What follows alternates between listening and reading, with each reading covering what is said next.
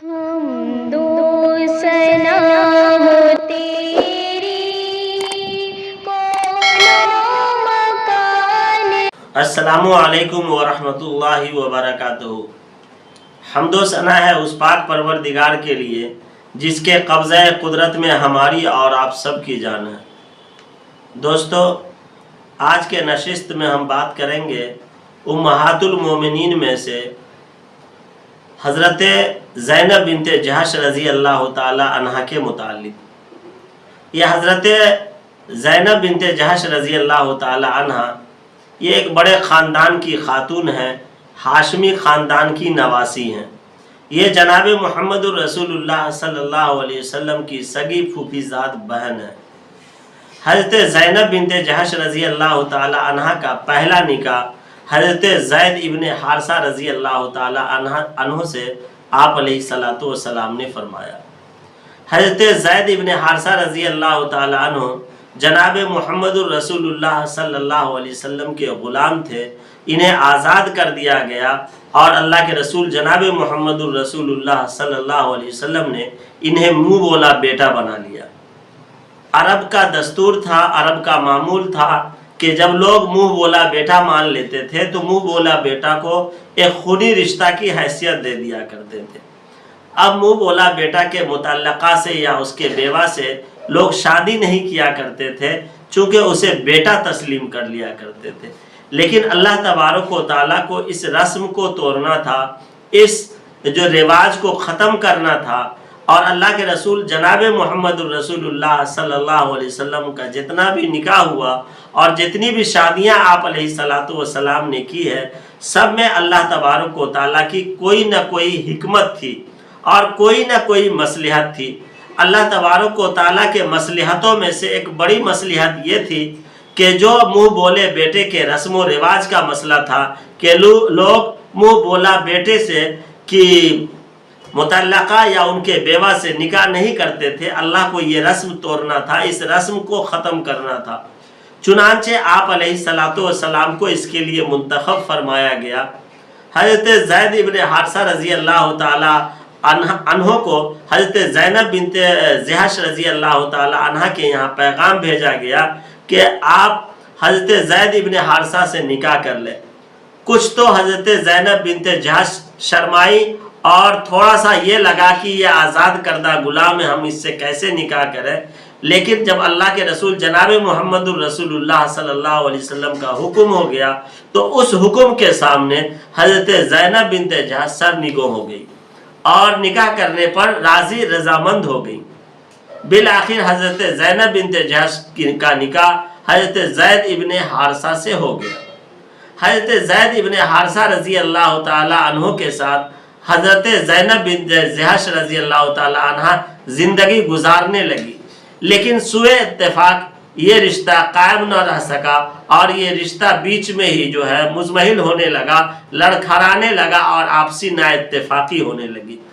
آپسی نا اتفاقی کے پاداش میں آپ علیہ الصلوۃ والسلام کی خدمت میں حضرت زید ابن حارثہ رضی اللہ تعالی عنہ بار بار شکایت لے کر آتے رہے کہ اللہ کے رسول یہ رشتہ نہیں چل پائے گا، میرا بناؤ نہیں ہو رہا ہے، میری محبت برقرار نہیں ہو رہی ہے اور محبت میں اضافہ نہیں ہو رہا ہے، میری خدمت نہیں کر رہی ہے۔ اللہ کے رسول صلی اللہ علیہ وسلم بارہا تسلی دیتے رہے، بارہا سمجھاتے رہے کہ زید اس رشتہ کو چلاتے رہو، زینب تمہارے ساتھ اچھا سلوک کرے گی، اللہ سے اچھی امید رکھو۔ اسی اثنا میں حضرت زید ابن حارثہ رضی اللہ تعالی جو ہے انہوں نے آ کر کے اللہ کے رسول صلی اللہ علیہ وسلم سے فرمایا کہ اللہ کے رسول یہ رشتہ جو ہے ہمارا قائم نہیں رہ پائے گا، میں طلاق دینا چاہتا ہوں۔ چنانچہ حضرت زید نے اللہ کے رسول صلی اللہ علیہ وسلم سے شکایت کرنے کے بعد حضرت زینب بنت جحش کو طلاق دے دیا۔ اللہ تبارک و تعالیٰ نے اسی وقت جو ہے اللہ کے رسول جناب محمد رسول اللہ صلی اللہ علیہ وسلم کو یہ پیغام بھیجا، یہ حکم بھیجا کہ اب آپ کو حضرت زینب بنت جحش سے نکاح کرنی ہے۔ آپ علیہ الصلوۃ والسلام بہت پریشان ہوئے کہ آخر مکہ کے مشرکین، مکہ کے کافر و منافقین کیا کہیں گے، یہاں کے یہود و نصارہ کیا کہیں گے کہ محمد صلی اللہ علیہ وسلم اپنے منہ بولا بیٹے کی بیوی سے شادی کر رہے ہیں، اپنے بہو سے شادی کر رہے ہیں، یہ کیسے نبی ہیں؟ یہ استہزاء اور مذاق اڑائیں گے۔ اللہ کے رسول صلی اللہ علیہ وسلم انہی باتوں کو سوچنے لگے اور انہی باتوں میں مبتلا تھے کہ آخر کیا بنے گا، لوگوں کو کیا جواب دیا جائے گا۔ اللہ تبارک و تعالیٰ نے قرآن کے ایک آیت کا نزول فرمایا۔ اس آیت میں اللہ تبارک و تعالیٰ نے فرمایا ما کان محمد ابا احد من رجالکم ولکن رسول اللہ و خاتم النبیین، کہ اے محمد صلی اللہ علیہ وسلم آپ بڑے عمر کے مردوں میں سے کسی کے باپ نہیں ہیں، آپ آخری نبی ہیں۔ آپ بڑے عمر کے کسی مرد کے باپ نہیں ہیں، اور منہ بولا رشتہ جو ہے یہ حقیقی رشتہ نہیں ہوتا، خون کا رشتہ ہی حقیقی رشتہ ہوتا ہے، منہ بولے رشتے کی کوئی اہمیت نہیں ہوتی، چونکہ اللہ کا منشا تھا، اللہ کی مرضی تھی کہ یہ جو لوگوں میں رواج ہے، لوگوں میں ایک رسم ہے، اس رسم کو ختم کرنا ہے۔ تو اللہ تبارک و تعالیٰ نے اس رسم کو ختم کرنے کے لیے خود جناب محمد الرسول اللہ صلی اللہ علیہ وسلم کا نکاح کا ارادہ کر لیا، اور حضرت زید رضی اللہ تعالیٰ عنہ کو جناب محمد الرسول اللہ صلی اللہ علیہ وسلم نے حضرت زینب کے پاس بھیجا کہ جاؤ میرے نکاح کا پیغام دو۔ اب یہاں پر ایک بات سمجھنا ہے کہ جب انسان کسی کو طلاق دے دیتا ہے تو طلاق دینے کے بعد جو سابقہ میاں بیوی ہو، اس میں نا اتفاقی نہیں ہونی چاہیے، دشمنی نہیں ہونی چاہیے، کدورت نہیں ہونی چاہیے، بلکہ ایک رشتہ تھا، وہ رشتہ ختم ہو گیا، اور نہیں بناؤ کی وجہ سے، آپسی نا اتفاقی کی وجہ سے اگر رشتہ ختم ہو رہا ہے تو اس سے تکلیف نہیں ہونی چاہیے، چونکہ نکاح ایک ایسا معاملہ ہے کہ جس سے دو خاندان آپس میں جڑتے ہیں، اور طلاق بھی ایک اہم ضرورت کے لحاظ سے ایک اہم ضرورت ہے، چونکہ اگر طلاق کا معاملہ نہ ہو تو انسان اگر ازدواجی زندگی اچھی طریقے سے نہیں گزار رہے ہیں تو آپسی نا اتفاقی میں انسان پریشان ہو جائیں گے، اور لوگ آپس میں پریشانی کے عالم میں خود گھٹ گھٹ کر کے زندگی گزاریں گے۔ اللہ کا بڑا احسان ہے کہ اس نے اللہ تبارک و تعالیٰ نے طلاق کے نظام کو بنایا، چنانچہ یہ منشا تھا جناب محمد الرسول اللہ صلی اللہ علیہ وسلم کا کہ آنے والی امت کو بھی یہ پیغام جائے کہ جو شوہر نے طلاق دیا ہے اسی کے ہاتھ جو ہے پیغام بھیجا جائے، تاکہ امت کو پتہ چلے کہ طلاق دینے کے بعد سابقہ بیوی سے کوئی دشمنی نہ ہو، اور سابقہ بیوی کو سابق شوہر سے بھی کوئی دشمنی نہ ہو۔ چنانچہ حضرت زید رضی اللہ تعالیٰ عنہ حضرت زینب کے پاس پہنچتے ہیں، حضرت زینب بنت جہش کو کہتے ہیں کہ اللہ کے رسول صلی اللہ علیہ وسلم آپ سے نکاح کی خواہش رکھتے ہیں۔ حضرت زینب بنت جہش رضی اللہ تعالیٰ عنہ فرماتی ہے کہ میں مشورہ کر کے استخارہ کر کے بتاؤں گی۔ حضرت زید آ کر اللہ کے رسول صلی اللہ علیہ وسلم کو فرماتے ہیں کہ وہ مشورہ کر کے بتائیں گی۔ تو اللہ تبارک و تعالیٰ سے استخارہ کیا۔ ایک ہوتا استخارہ اور ایک ہوتا استشارہ۔ استخارہ کہتے ہیں جو اللہ سے مشورہ کرنے کو۔ جو لوگ استخارہ کرتے ہیں وہ دنیا میں شرمندگی نہیں حاصل کرتے ہیں اپنے معاملات میں۔ اللہ سے استخارہ کرنی چاہیے۔ استخارہ کہتے ہیں کہ 2 رکعت نفل نماز عشاء کے بعد انسان پڑھے، اور پڑھنے کے بعد استخارہ کی دعا پڑھے اور سو جائے۔ اللہ تبارک و تعالیٰ خواب میں انکشاف فرماتے ہیں اس معاملہ کا، اور انسان اس معاملے کو اپنے عمل میں لائے، اسے استخارہ کہتے ہیں۔ استشارہ کہتے ہیں کہ انسان اپنے بڑے بزرگ سے، اپنے خاندان کے لوگ سے، ماں باپ بھائی بہن سے مشورہ کرے، اسے استشارہ کہتے ہیں۔ حضرت زینب بنت جہش رضی اللہ تعالیٰ عنہ نے یہ کر کے آنے والی امت کو بتا دیا کہ تمہارے پاس کوئی بھی پیغام آئے، چاہے لڑکا کا پیغام لڑکی کی طرف سے آئے یا لڑکی کے اوپر لڑکا کی طرف سے پیغام آئے، تو لڑکا اور لڑکی دونوں کو چاہیے کہ استخارہ بھی کرے اور استشارہ بھی کرے، اس کے بعد ہی فیصلہ کرے۔ حضرت زینب بنت جہش نے استخارہ اور استشارہ کے بعد جو ہے قبول کیا ہے۔ اسی اسنا میں اللہ تبارک و تعالیٰ نے ایک آیت نازل فرمائی قرآن میں، زوجنا، کہا کہ اے محمد صلی اللہ علیہ وسلم ہم نے آپ کا نکاح کر دیا۔ اور اس سے پہلے ایک آیت اور نازل فرمائی فلما قضا زید منہا کہ زید جو ہے یہ فارغ ہو گئے ہیں حضرت زینب بنت جہش سے، اور زید نے جب طلاق دے دیا اور اس سے فارغ ہو گئے تو اب آپ نکاح کر لیجئے۔ تو یہ حضرت زید ابن حارثہ رضی اللہ تعالیٰ عنہ کی خصوصیت ہے کہ اللہ تبارک و تعالیٰ نے قرآن میں ان کا نام فرمایا ہے، اور یہ اکلوتے صحابی ہے جن کا نام قرآن میں آیا ہے، باقی اور کسی بھی صحابی کا نام قرآن میں نہیں آیا۔ جب اللہ تبارک و تعالیٰ نے آسمان پہ ہی ان کا اللہ کے رسول جناب محمد الرسول اللہ صلی اللہ علیہ وسلم کا نکاح کر دیا تو آپ علیہ الصلوۃ والسلام حضرت زینب کے گھر تشریف لے گئے۔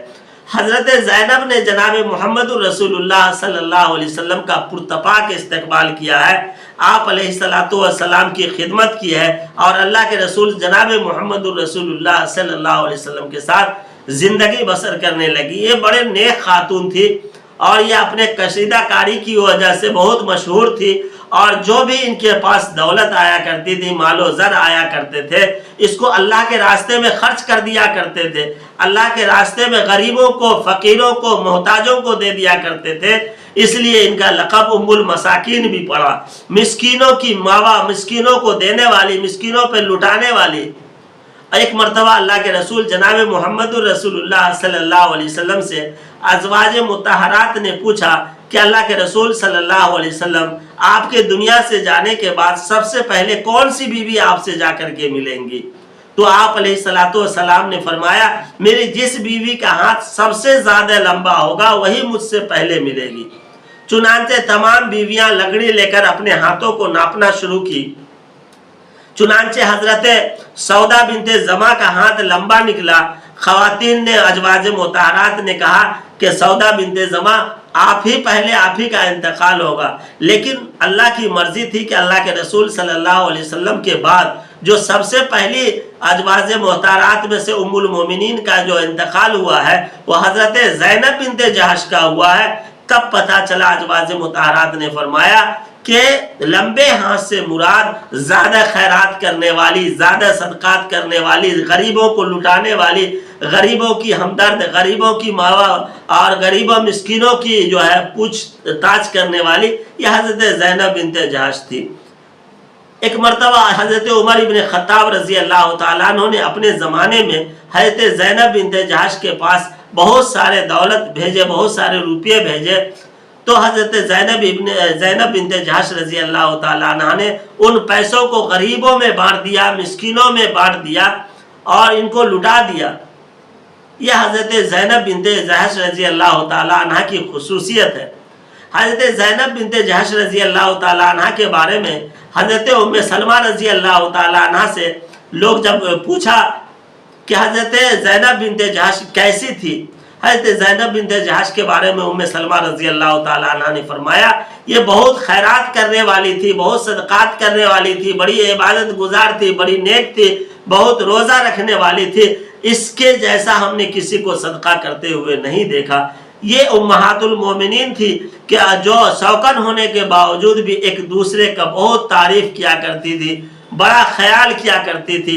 ان کے آخری عمر میں جب جناب حضرت عمر ابن خطاب رضی اللہ تعالی عنہ نے جو ہے ان کے پاس پیغام بھیجا کہ میں اپنے طرف سے کفن بھیجنے کا ارادہ رکھتا ہوں، تو حضرت زینب بنت جہش نے اپنی بہن کو فرمایا کہ دیکھو میرے انتقال کے بعد جب امیر المومنین کے طرف سے کفن آئے تو اس کفن میں مجھے دفن کر دینا، اور میں نے جو کفن اپنے لیے تیار کر رکھا ہے اسے جو غریبوں میں، مسکینوں میں بانٹ دینا۔ تو پتہ چاہیے چلا کہ انسان اپنے لیے پہلے سے بھی کفن کا انتظام کر سکتا ہے، اور اگر کوئی بڑا مرتبہ کا آدمی، اولو العزم آدمی اگر کوئی کفن دے تو اس کفن کو استعمال کیا جا سکتا ہے، اور اس کے جو رکھا ہوا کفن وہ کسی کو دیا جا سکتا ہے۔ حضرت زینب بنت جہش رضی اللہ تعالی عنہ جب امہات المومنین کے پاس بیٹھتی تھی تو فخر سے کہا کرتی تھی کہ میری یہ شان ہے، میرا یہ مرتبہ ہے کہ تمام بیویوں کا نکاح جو اللہ نے دنیا میں فرمایا، اور میرا نکاح اللہ تبارک و تعالیٰ نے 7ویں آسمان پہ خود فرمایا ہے۔ یہ پہلی ام المومنین ہے جن کا نکاح آسمان پہ ہوا ہے، اور ان کے نکاح کے بعد جناب محمد رسول اللہ صلی اللہ علیہ وسلم نے بڑے ولیمے کا انتظام کیا ہے، بڑے ولیمے کا انتظام کیا ہے۔ ایک بکری کو ذبح کیا اور روٹی بنوائی، 300 صحابہ کرام رضوان اللہ تعالی علیہم اجمعین نے اس ولیمے کو کھایا ہے، اس ولیمے سے فائدہ اٹھایا ہے۔ اسی ولیمے، اسی شادی کے موقع سے اللہ تبارک و تعالیٰ نے امہات المومنین کے یہاں پردے کا حکم نازل فرمایا اور حضرت زینب بنت جحش کے گھر میں پردہ لٹکا دیا گیا اور کہہ دیا گیا کہ آج سے امہات المومنین کے لیے پردہ ہے، باقی پردہ بعد میں پردے کا حکم نازل ہوا۔ تو پتہ یہ چلا کہ ہمیں اور آپ کو بھی اپنے گھر میں پردے کا نظام رکھنا چاہیے۔ پردے سے بہت ساری برائیاں، بڑے خرافات، بہت ساری بدکاریاں، بہت سارے گناہ جو ہے دور ہوتے ہیں۔ پردے کا خصوصی خیال رکھنا چاہیے۔ جن گھروں میں پردے نہیں ہوتے وہ گھر برائیوں کے اڈے بن جاتے ہیں، اس میں طرح طرح سے خرابیاں آنے لگتی ہے۔ الامان الحفظ، اللہ حفاظت فرمائے اور ہمیں پردے کی توفیق عطا فرمائے۔ اللہ کے رسول صلی اللہ علیہ وسلم نے جو ہے اس بیوی سے نکاح پر ولیمہ کیا، ہمیں بھی ولیمہ کرنا چاہیے، لیکن آج کے ولیمے میں خیر الولیمہ کم ہوتا ہے، شر الولیمہ زیادہ ہوتا ہے۔ خیر الولیمہ اسے کہتے ہیں جس ولیمہ میں غریبوں کا خیال رکھا جائے، غریب آئے، مسکین آئے، محتاج لوگ کھانے کے لیے آئے۔ لیکن آج بڑے لوگ ولیمہ کرتے ہیں، بڑی طریقے سے ولیمہ کرتے ہیں، اچھے اچھے پکوان بنتے ہیں، بڑے لوگ آتے ہیں، مالدار آتے ہیں اور بڑے پیسے والے آتے ہیں، غریبوں کو نہیں بلایا جاتا۔ اور وہ ولیمہ جو کہ سنت ہے جناب محمد رسول اللہ صلی اللہ علیہ وسلم کا، اور اس ولیمہ میں بھی بف سسٹم رکھ کر کے سنت کے طریقے کو ختم کر دیا جاتا ہے، مجروح کر دیا جاتا ہے۔ چنانچہ ولیمہ اللہ کے رسول کی سنت ہے، اللہ کے رسول کی سنت کو سنت کے طریقے سے ادا کرے اور ولیمہ کو ولیمے کے طریقے سے کیا جائے۔ حضرت زینب بنت جحش رضی اللہ تعالی عنہ کے شادی سے کئی سارے ایسے مسائل کا استخراج ہوتا ہے، نکل رہا ہے، جیسے ولیمہ کا ہونا، اور ایک مسئلہ جو ہے منہ بولے بیٹے کا یہ ختم ہونا۔ کسی کو بھائی بول دینے سے، منہ بولا بھائی سے بھائی نہیں بنتا، کسی کو بہن بول دینے سے، منہ بولی بہن سے وہ بہن نہیں ہوتی، بھانجی بول دینے سے بھانجی نہیں ہوتی، بھتیجی بول دینے سے منہ بولی بھانجی نہیں ہوتی۔ اس ایک رسم کا خاتمہ ہوا۔ دوسرا، ولیمہ سنت ہے، ہمیں بھی ولیمہ کرنی چاہیے اور سنت کے طریقے سے ولیمہ کرنی چاہیے۔ پھر تیسرا یہ ہوا کہ پردے کا نظام، پردے کو اچھی طریقے سے کرنی چاہیے۔ پھر ایک اور معاملہ یہ آیا کہ کوئی بھی کسی کے پاس پیغام پہنچے تو اسے استخارہ بھی کرنا چاہیے اور استشارہ بھی کرنی چاہیے۔ چنانچہ ہماری اس ماں کا انتقال جو ہے حضرت عمر ابن خطاب رضی اللہ تعالیٰ عنہ کے زمانے میں ہوتا ہے۔ حضرت عمر ابن خطاب رضی اللہ تعالیٰ عنہ نے حضرت زینب بنت جحش رضی اللہ تعالیٰ عنہ کے جنازے کی نماز پڑھایا اور امہات المومنین کے پاس اجازت کے لیے بھیجا کہ کیا میں ام المومنین زینب بنت جحش کو قبر میں اتار سکتا ہوں؟ تو حضرت عائشہ صدیقہ رضی اللہ تعالی عنہ نے نکیر فرمایا، منع فرمایا۔ چنانچہ حضرت عمر ابن خطاب رضی اللہ تعالی عنہ نے صرف جنازہ پڑھا کر کے ہی اکتفا کیا، ان کے جو ہے محرم رشتہ داروں نے انہیں قبر میں اتارا ہے۔ اس طرح سے ہماری یہ ماں ہمیشہ ہمیش کے لیے روپوش ہو گئی، اپنے پیچھے بہت سارے نقوص اور بہت سارے شرعی احکام کو چھوڑ کر کے گئی اور بہت سارے شریعت کے ایسے مسائل کو بتا کر کے گئی جس پر ہم امتیوں کے لیے چلنا جو ہے نہایت ہی ضروری ہے۔ عمل کر کے ہم جنت تک پہنچ سکتے ہیں۔ اللہ تبارک و تعالی ہماری اس ماں کے قبر پر کروڑوں اربوں درود نازل فرمائے، کروڑوں اربوں رحمتیں نازل فرمائے، کروڑوں اربوں جو ہے اللہ کی رحمتیں نازل فرمائے۔ اللہ ہمارا اور آپ سب کا حامی و ناصر ہو۔ السلام علیکم ورحمۃ اللہ وبرکاتہ۔